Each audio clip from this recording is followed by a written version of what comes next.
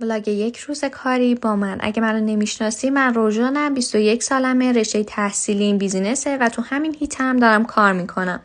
امروز اول که رسیدم تصمیم گرفتم که برنامه هام روی بورد بنویسم که بدونم قراره چه کاری رو انجام بدم و یه ذره دکور اتاقم رو تغییر دادم چون من تازه اومدم تو این شرکت. قبل از این تو هیته های واردات و گمرک کار میکردم و الان وارد بخش صادرات شدم.